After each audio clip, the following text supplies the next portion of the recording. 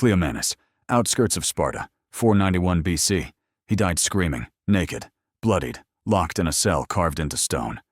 His fingernails were ripped out, his thighs slashed open, the walls splattered with something too dark to be wine. He had bitten through his own tongue, choked on it, then kept thrashing for hours. They say he went mad, that the gods cursed him, but the stench said otherwise. A smell of rotting meat in summer heat, thick and sweet like burnt honey, skin bloated, eyes bulged, limbs bent at angles that no man, not even a king, could twist on his own. The guards wouldn't enter. The priests kept their distance. His corpse sat alone for 3 days before anyone dared approach. No trial, no burial, no explanation. Just silence. They told the people he died for blasphemy. That madness took him. But something was off. The body was wrong. The wounds too precise. The timing too convenient. Cleomenes had made enemies, not in Persia, in Sparta. And Sparta has always known how to silence its own. With whispers, with daggers, with rituals the world forgot. This was not suicide. This was a message. And it was just the beginning. Because behind the glory, behind the myth, there was something festering inside Sparta, something ancient, something unspeakable. And now, for the first time in centuries, we're going to open the gates. He sensed the smoke before he saw the torches. Thin tendrils wound through the pale air over Laconia, curling around bare arms and crawling into nostrils. The scent was sweet, almost medicinal, underscored by something fouled, like rotting meat half buried in ash. Night lay thick over Sparta, but in that moment, young Ariston could have sworn he was standing inside a tomb. The assembly hall lay empty. Stone benches curved in dome-like rows around an empty dais. At the center, a dozen ephors stood in silence, their faces carved from obsidian. No words, only the flicker of torchlight dancing across their pale eyes. They held a scroll of brittle parchment. Ariston swallowed once. His throat burned. Sweat gathered on his brow, slick as oil. The watchdog's bark echoed out in the yard beyond, but inside, only stillness. A dread deeper than terror filled him. One ephor moved, thin lips parted, softly, almost gently. He spoke a single name, Lycurgus, the code of Lycurgus, and the hall shifted. Ariston staggered. The logic was invisible, etched not in speech, but in every silent look. He didn't understand the law. He felt it in his marrow. Sparta had not grown from harmony or consensus. Sparta had been carved by blade, by oath, by ritual into something singular and lethal. 4 hamlets in Laconia, swept together by warlords who prized strength and craft in equal measure, and when Lycurgus appeared half myth, half flesh, he codified the marrow of Sparta, making the blade law itself. Ariston's breath came in sudden, sharp gasps. He lifted his gaze to the scorch of torchlight, to the shadows of waiting figures. No music, no herald, just an unnatural quiet, as if the building itself held its breath. Then another voice, void of warmth, spoke. Sparta demands perfect warriors, and perfect submission. Footsteps sounded behind him. Heavy boots stepped onto stone. A hand, white-knuckled, rested on his shoulder. He turned, forced a smile too tight. A friend. A brother. His name was Damaris, but his eyes were cold. He held 2 small knives, blades polished to reflective hush. Tonight, Damaris whispered, you join the machine. Ariston did not flinch. He did not resist. Pain had already begun, far deeper than flesh, if he recoiled. They told him. He failed Sparta. The ephors raised torches across the hall. Helot laborers' men of sweat-worn faces and hollow cheeks were herded in, blinking into the dull glare. Their hands were bound, their eyes flicked between the ephors and the youth in service cloaks. Fear trembled in their bodies like trapped shadows. Ariston's hand jerked. He swallowed. Feeling bile rise, he saw a helot named Miltes, broad shoulders, sharp cheekbones, acute fear, even in chains. Miltes stood tall. Ariston felt a tug at his chest, not sympathy, but recognition. before the law. Miltes was cargo. At a gesture, ropes were pulled tight. Miltes stumbled forward. A second helot named Theron followed. Smaller. Younger, fear in his eyes. Mouth half open in silent plea. Ariston heard the metal rasp as his cloak shifted, the knives cold. Light settled in his grip. He felt Damaris beside him. Steady. He approached. His heart thundered. The world narrowed torchlight. Faces. 2 helot bodies. He raised the knife. Metal pressed ice cold against bone. The thought, how easy to halt. But he did not. He drove the blade upward. Flesh gave way like soft earth. His vision blurred. Blood bloomed across stone. Miltes cried out once sharp, ragged breath, and fell. Theron screamed, a child's cry, raw and cracking. Ariston's knife found flesh. He pulled, tasted iron in the air. Sound wet. Grotesque filled the hall. Time refracted. He saw pins of light dance in droplets drifting from the body. Helots moaned. Others recoiled. Guards moved. But the Ephors stood unmoved, their faces impassive. When it ended, Ariston stepped back, hands trembling. The bodies lay quiet, sticky red stains pooling beneath stone. He looked at Damaris, expecting triumph, approval, but saw only emptiness. The law had been obeyed, the code enacted, cleansing achieved.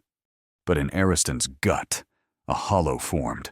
Fear slithered beneath his ribs, not fear of death, but fear of life.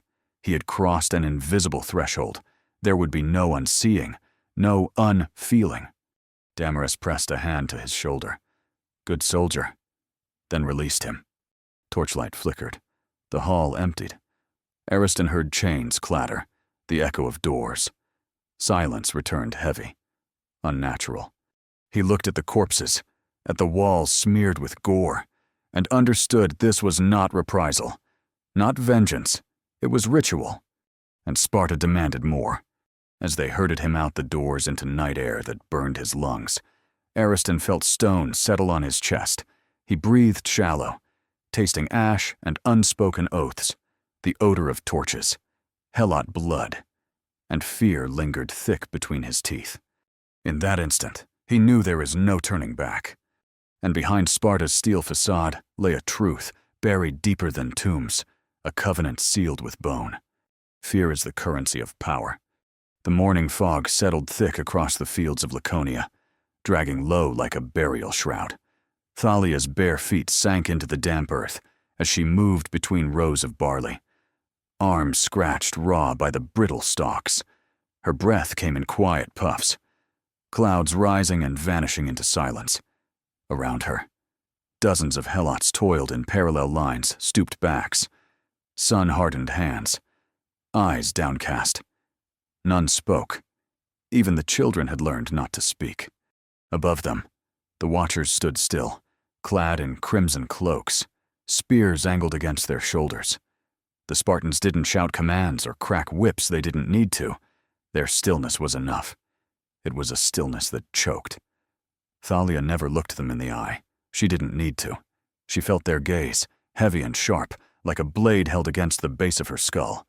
Somewhere behind her, a man coughed dry, rasping. A hand on the hilt of a spear shifted. Thalia's hands tightened around her bundle. The man coughed again, and then silence. No one turned. No one dared. It was not just fear of pain. It was fear of being noticed. By midday, the summons came. No voice. No horn, just a soldier's shadow falling across the soil. The field emptied like water retreating from shore. They knew the pattern. They had lived it 100 times. They were herded into the stone courtyard that bordered the barracks. Sunlight burned against pale stone. The heat rose from the ground like breath. Thalia stood shoulder to shoulder with others, farmers, mothers, boys barely old enough to hold a hoe. A name was called, then another, and another. She recognized them all. Miltes, the strongest among them. Theron, his son. Melia, the woman who shared her bread last week. their names cut through the air like verdicts. They were brought forward, not chained, not restrained, just led as if this were ritual. In a way, it was. An ephor emerged from the shadows, flanked by 2 guards. He was draped in clean linen, face pale and unreadable. In his hands, a scroll. His voice was soft, polished, not raised in anger, but in control. "These," he said, "have exceeded their station. They have been praised, admired. They forget their place." No one moved. The courtyard was a tomb. A gesture from the ephor, and a Spartan stepped forward. He drew a short blade, curved, elegant, glinting in sunlight. Thalia blinked. She thought Miltus would beg, but he didn't. He looked ahead, jaw clenched, eyes burning. She wondered if that would make it worse. The blade moved fast. A red spray hit the stone. A groan. A body dropped. Melia screamed just once, then choked on it. The blade didn't pause. Theron ran. A second Spartan caught him mid-stride. There was no ceremony now, just the work of slaughter. Blood pooled near Thalia's sandals, warm, sticky. She stared down and did not move. Her stomach turned, but she kept her spine still. Around her, no one wept. Grief was a weakness. Compassion was danger. Those who wept might be next. By dusk, the bodies were gone. The blood remained, smeared in streaks across the stone, soaked into the seams. No explanation was given. None expected. That night, the Helots returned to their huts. The air was thick with silence, not sleep. No one spoke of what they saw. No one asked why. Thalia lay still in the dark, eyes wide, hands clenched beneath the thin cloth on her chest. She remembered Miltus's face, not in pain, but in defiance. She remembered the sound the blade made when it hit bone. She heard it still. The next day, the overseers returned to the fields. They did not speak. They watched. Thalia worked as before, body stiff, movements precise. Her hands bled where the stalks had split her skin. She did not wince. She kept her rhythm. One breath. One step. Do not stand out. Do not pause. Survive. Later that week, she found herself beside an old man, a Helot elder who rarely spoke. His hands trembled as he lifted his bundle. His lips moved. Barely more than a breath. They do not kill the disobedient. They kill the beloved. Thalia turned her head sharply, but he had already walked away. That night, his hut burned. No one saw who lit it. No one asked. The weeks bled together. The bodies changed, but the message did not. Those who worked hardest vanished. Those who spoke well disappeared. Those who were admired gone. And still, the fields remained full. The work continued. The food was harvested. The quotas met. But something else grew beneath the soil. Something no blade could slice apart. A memory. A seed. Not of rebellion, not yet, but of reckoning. Night's black curtain had fallen across Sparta. The torches beyond the city walls burned low, casting quivering halos on the cracked stones. Within that gloom, 18-year-old Lysander moved silently through the olive groves. His cloak was dark, weightless. The air smelled of crushed leaves and cold earth. Every footstep was measured, each breath shallow.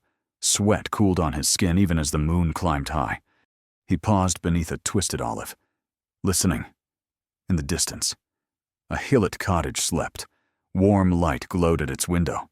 The soft murmur of voices reached him, laughter. Half-spoken words, the rustle of blankets. They spoke of nothing important. Milk. Children. Harvest. But to Lysander it sounded dangerous. Natural. Human. Forbidden. He felt the knife at his waist, its curve comforting. The blade was cold. Polished. Silent. He reached down, fingertips brushing the leather sheath.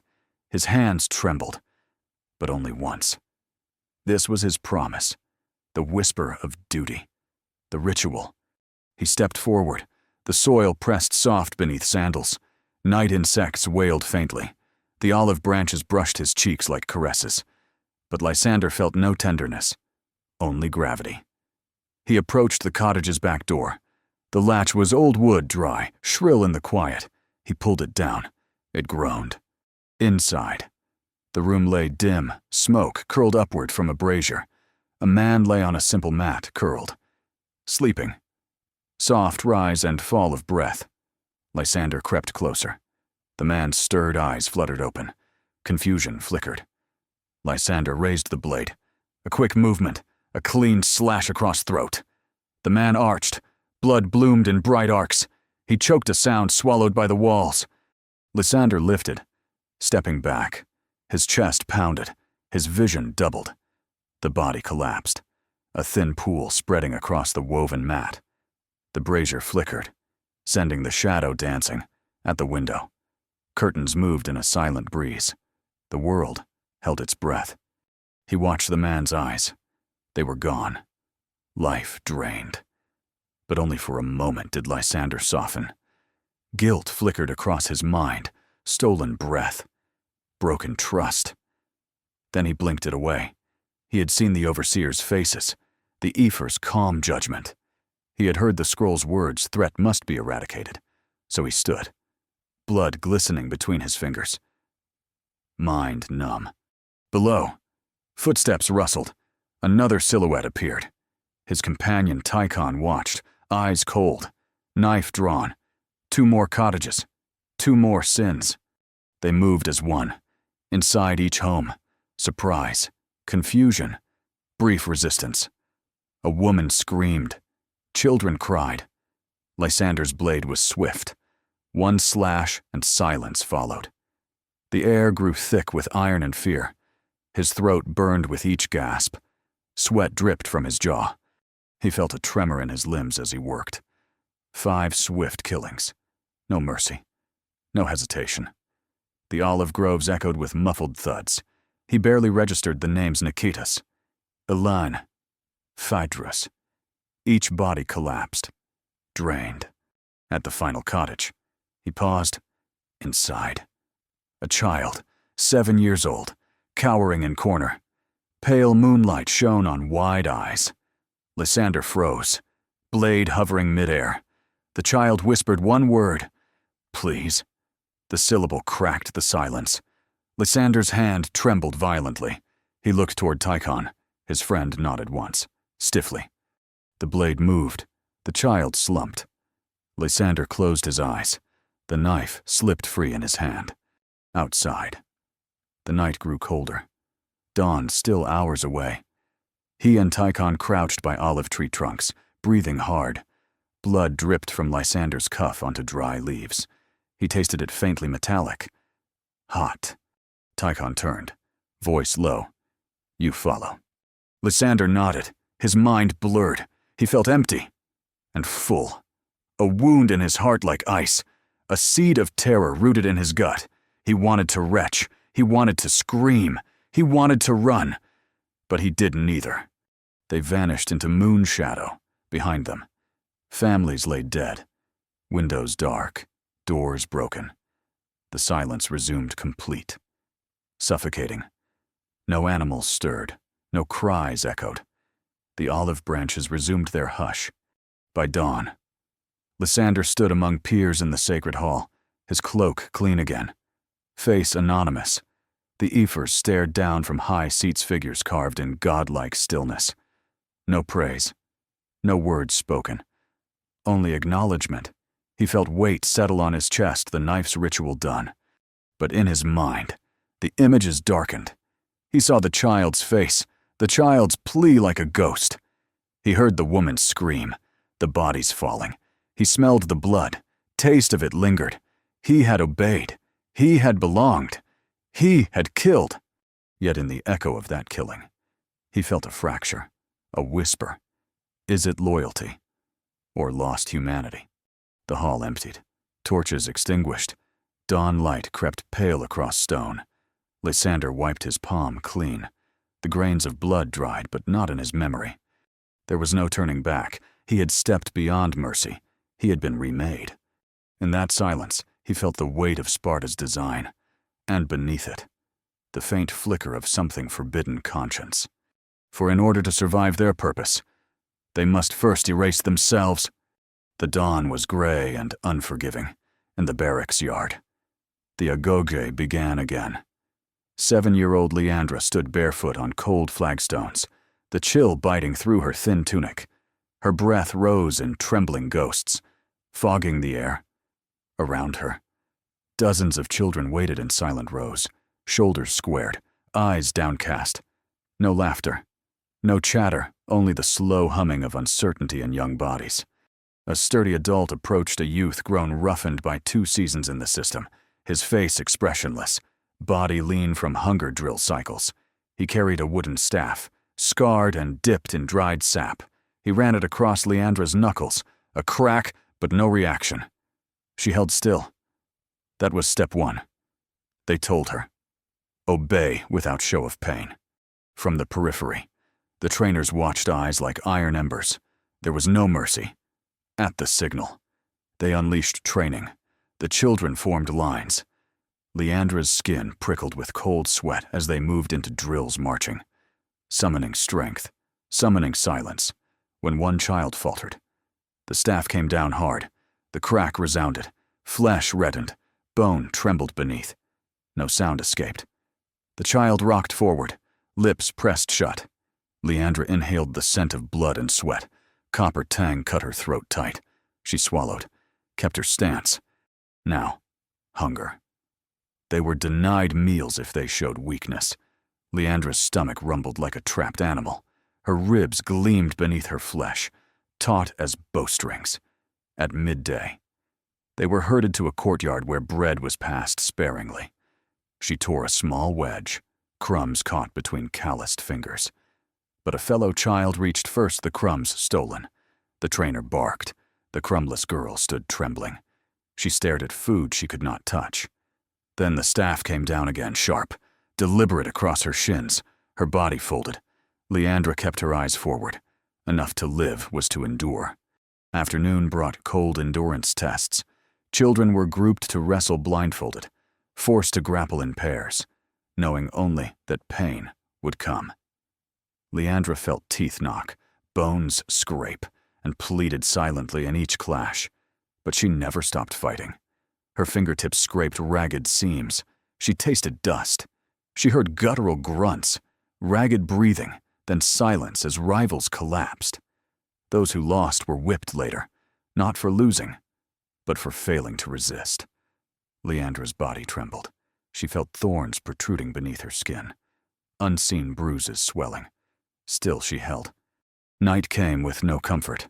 Assigned to a low platform bed of reeds, she lay stiff under a woven blanket. The chamber smelled of sweat-soaked straw and damp stone. She stifled a shiver. Sleep never came fully. Instead came nightmares of yesterday's cracks, today's screams. She woke at intervals, ears ringing. In dreams, she heard the staffs crack, smelled the dust and mint oils used to clean wounds, tasted iron on her tongue. Over weeks, Leandra's world narrowed. Her mind focused on one constant survival through obedience. She learned not to blink at cruelty, to suppress fear and vanquish empathy. A faint flash of compassion felt like weakness. Her body recoiled. She practiced standing still, eyes vacant, breathing shallow. It became instinct. Then came the final test. The trainers marched the children into a cold courtyard at dusk. Torches leaned against stone walls, flickering dim. Each was to present self-discipline, one by one. The trainers circled. Those who hesitated were singled out. Leandra looked ahead. She saw a boy, jittery, stepping back. A trainer lifted a fine whip. The boy closed his eyes. When the trap snapped down, the leather licked flesh. He collapsed, silent tears leaving tracks in dust. Others tensed. Leandra tightened her chin, lifted her gaze. That was the moment they passed, or failed. When the trainers reached her, she did nothing. No tremor, no blink, her stance unwavering. The whip descended but struck empty air. The trainer's face flickered, then smoothed. He stepped away. No anger, no praise, acceptance. They led her back inside. The glow of torches receded. Other children limped. Silent wraiths. Leandra touched her jaw where a remnant bruise throbbed. She felt heavier. whole and hollow at once. Hunger gnawed through her. Cold seeped in. Fear had become dust-coated armor. From within, voices whispered older youths passed on lessons: never show pain, never speak kindness, never ask why. Their eyes held hollow reflections of what they once were. Leandra dropped her gaze to her hands, fingers slim but trembling under memory.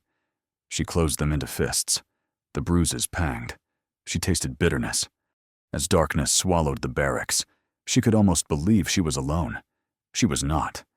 Others lay beside her, breathing controlled, bodies stiff, minds sealed shut.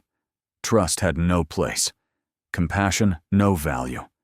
And yet beneath that cultivated numbness, a small ember pulsed. Leandra felt it, a tremor in her chest. She remembered her mother's lullaby, memory folded inside anger, inside ashen fear.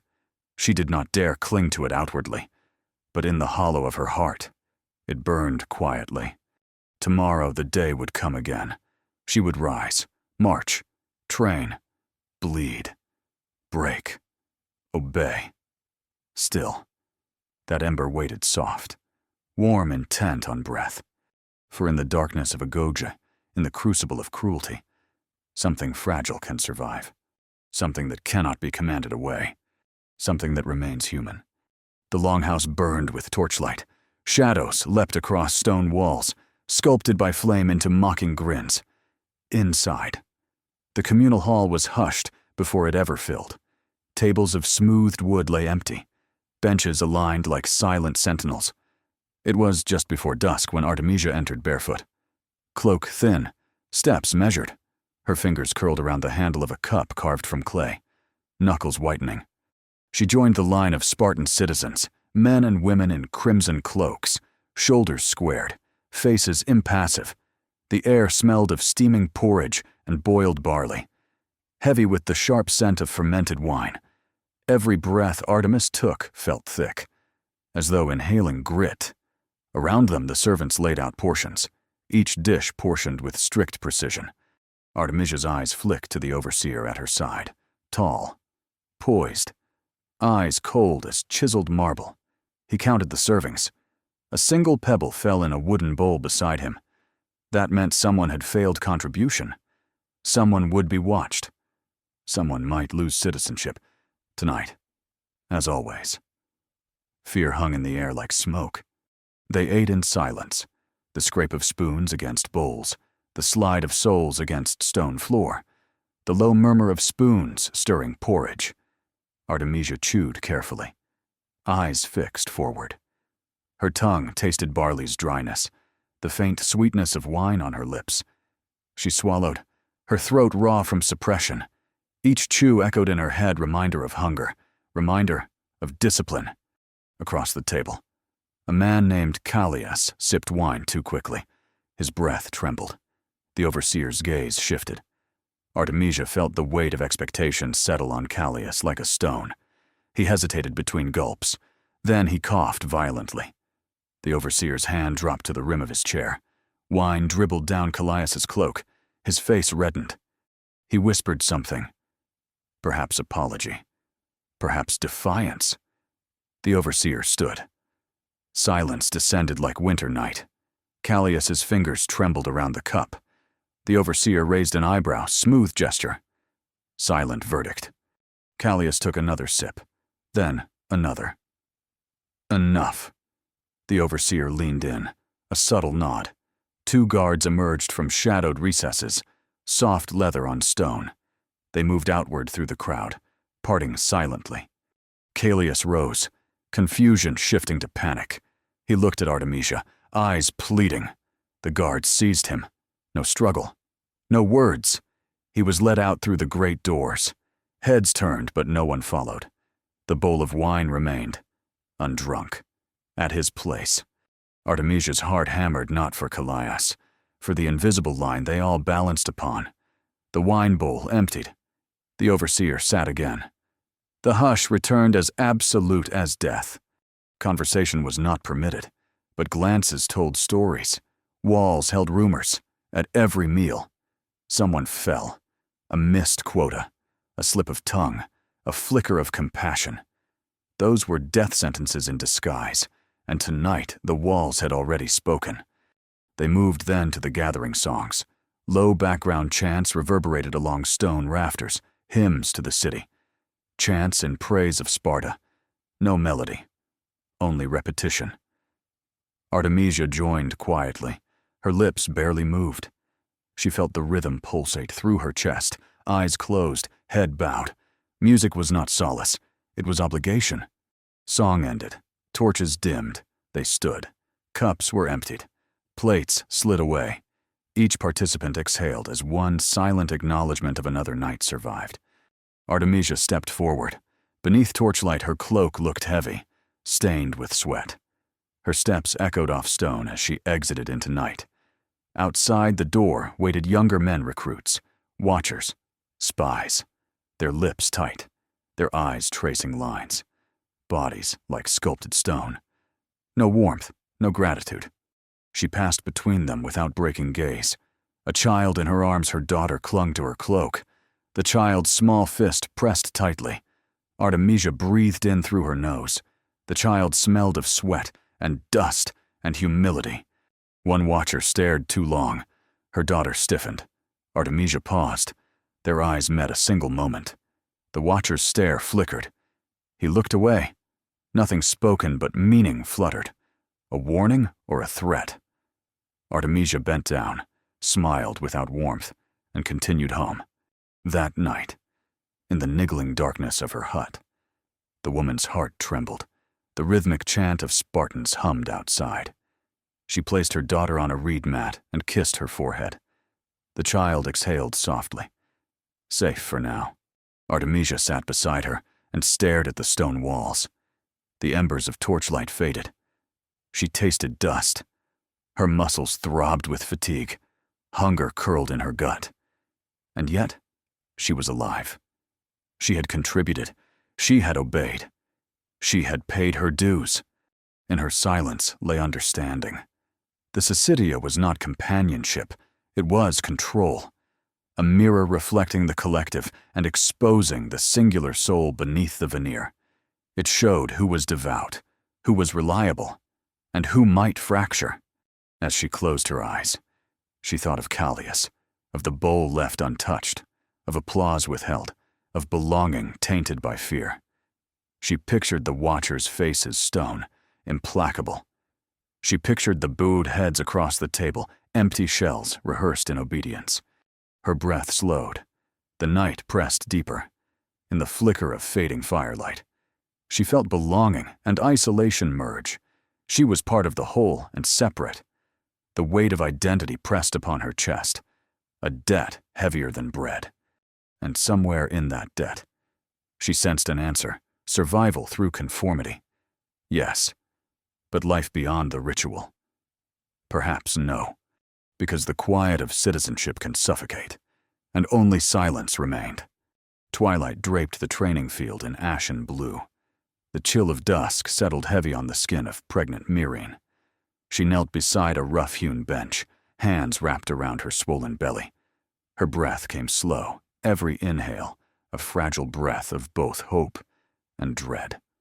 Lean dusk light filtered through olive branches, casting shifting patterns across her cloak. Around her, other women stood in silence, cloaks drawn tight, eyes shadowed by expectation. Earlier that day, she had labored in the fields, lifting baskets of barley heavier than her bones felt intended to bear. The world smelled of dust and sweat, leather straps and tension. Overseers passed, silent prisms of control in crimson cloaks. When one brushed near, she pressed inwards moves by muscle memory, not safety. She did not flinch. She did not plead. Now she waited. A midsummer breeze rustled leaves overhead. Somewhere beyond, children's laughter echoed from distant huts. But in the compound, sound was swallowed. The midwives emerged, pale, reserved, cloaks trimmed in black. Each carried a tray of herbs and cold water. Their eyes flicked over swollen bellies, a silent screening. One by one, the chosen women were called forward. Myrine's legs trembled. when her name fell into dusk. She went forward. No cry escaped. She obeyed. The midwife's touch was both clinical and intimate. Fingers pressed over her ribs, then her stomach. Marine held her breath. She tasted dust on her own lips. Her heart pounded against fabric, in time with expectation. Then silence. The midwife looked away. Marine's eyes followed, a shake of the head, barely perceptible. A whispered exchange with the overseeing F or a nod. Marine knew. She felt the betrayal deep in the pit of her belly. Not all life was welcome. A sharp exhale escaped her. The midwife pressed something into her palm, a small token of departure. Leaden. Heavy. Mirren's knees buckled slightly. She held onto the midwife's arm to steady herself. Others looked away. She stumbled back to the bench. The herbs lay untouched. The midwives moved away, leaving shadows in their wake. The compound felt smaller now. Each breath pressed cold. As darkness deepened, Marine stumbled to her hut, weaving through olive trunks, inside. Pens held animals. Children slept in earthen nests. She paused at the small mat where her older daughter lay, chest rising softly. Marine knelt and pressed a kiss to her hair. The child stirred, murmured, then slept on. Myron sat beside her, tracing patterns in the woven reed mat. Her fingers trembled. The token lay heavy at her side. It smelled faintly of dust and ash. She pressed it to her lips. No tears came. She had no tears left. The night air brushed across her face when she stepped outside again. Stars pulsed cold above. She inhaled deeply salt of dust, spice of distant incense from temple fires, and the acrid memory of betrayal. She clenched her fist at her chest. Within hours, the ritual echoes would fade from others' minds, but for Mirren, silence would grow inside as a wound. It would swell, unhealed, a gestation of loss. Next morning, she returned to the courtyard. The women gathered in line. They shared no words, only glances. Some eyes moist, others 1,000-yard stare. The token she held concealed between palm and cloak. She watched as a midwife took another woman forward. The process repeated soft words, cold decisions, departures cloaked in ritual. Marine's body shook, but her face remained still. She felt hollow, practiced grief. The child inside her shifted, as though recognizing absence. She placed a hand over her belly, soft, warm, insistent. For a moment, the weight felt heavier than her not lost, but chosen. And then she withdrew, stepping back into muted chaos of the line. They returned to work at midday. Olive leaves glowed in sunlight. Marine picked fruit olive after olive heavy in her basket. Around her, other women moved in silence. The overseers walked by, gaze fixed. Each step felt measured, like passing through judgment on cracked stone. She splashed water on her face from a ceramic jar. The skin tasted dry, tight. She inhaled and clamped her teeth together. No sound. She paused by a cistern. Children's laughter drifted from inside. Her elder daughter ran out, cheeks flushed, carrying dried figs. She bounded to her mother, eyes bright. Marine knelt to receive her, arms steady. The child pressed figs into her palm, breath quick with excitement. Nearby, a watcher's silhouette loomed. Marine stiffened. The child peered at the man, blinking. Marine laid a hand gently on her daughter's shoulder, pressing her close. The watcher lifted his gaze but did nothing. The moment passed. Silence was survival. Marine guided her daughter back. Each step echoed on stone. A portion of figs remained in her hand. She tucked them inside her belt. They returned to silence once more. By evening, Marine lay on reed bed again. The token rested on a small wooden table beside her. Her daughter slept on a mat across from her. Marine stared at the crude walls and felt the weight of many unseen eyes, and the token's presence burned inside more than wound. She closed her eyes. Dream came slow. She saw 2 olive leaves in shade, her midwife's face unreadable, her belly empty, children laughing distant. She woke once, gasping. Sweat soaked her hair, her throat raw. She pressed lips to token again. In its cold surface, she saw reflection of what Sparta demanded. Life shaped and chosen. Worth weighed in strength, submission, and unclouded loyalty. Those who could not meet the standard vanished silently, without candle or lament. For Marine, grief had become duty, the child she carried, though alive. Now moved in silence, shadowed by absence, in the cradle of ritual. Motherhood had been co-opted. She held life, but only in measure, only as sanctioned. And in that small kiss to her daughter, in dawn's weak light, she felt grief and defiance flicker together. The air tasted of dust and hope. In that breath, she promised not to teach silence. For what was born in silence could not speak of sorrow. What was forced invisible would find its voice one day. The statues still stand, cold stone warriors, blind eyes staring out over the hills of Laconia. Their limbs are chiseled, perfect, no cracks, no tremble, no breath. Beneath them, the earth remembers. Long after the swords dulled, after the cloaks faded, and the last child was buried in silence, Sparta remained, not in strength, not in glory, but as a memory etched in ash and whisper, a place once feared, then pitied, then forgotten. They come now foreigners. They walk through ruins barefoot, laughing softly as they pass between toppled columns. They point at what once was, at remnants of a barracks, a training pit, a cracked altar where names were once carved in bone and salt. They call it history, but the wind still knows. It carries the sound of marching feet, small ones, uncertain, forced into rhythm before they knew what freedom meant. It carries the rustle of cloaks soaked in blood, dried in ritual. It slides down into the chasms where mothers once knelt, lips pressed to tokens of children never born. No songs remain, only echoes, only the silence of what Sparta taught its people to become. Not human, not beast. Something else. Something carved. A place where mercy died young, where obedience stood taller than truth, and where the strong learned to forget their own faces.